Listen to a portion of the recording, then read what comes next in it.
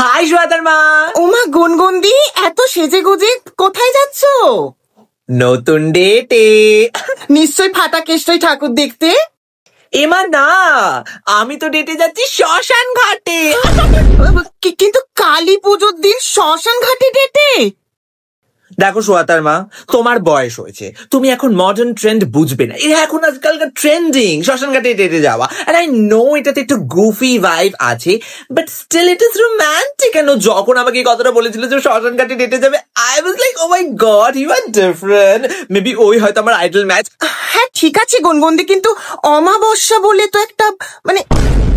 দেখো দেখো শ্বেতার মা, আমার জীবনে এমনি অমাবস্যা লেগে আছে, আর কি নতুন করে লাগবে। ঠিক আছে গুনগুনদি, সাবধানে বেরিও। এই দিনে কিন্তু চুল কাটা বুড়িরা চুল কেটে নেয়। প্রথমত আমার মাথায় খুব একটা চুল নেই, এবং দ্বিতীয়ত তুমি আমার মনে ভেতর ভয় ঢোকাচ্ছ। একটু মানুষের সাপোর্ট। এক সেকেন্ড দাঁড়াও তো। বেবি, আজকে যেতে পারবো না, আমার অন্য প্ল্যান আছে।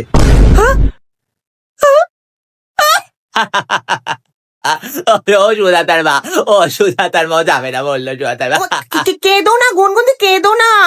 নিশ্চয়ই রিজেক্ট করে দিয়েছে। ঠিক আছে, পরের বছর আবার হবে।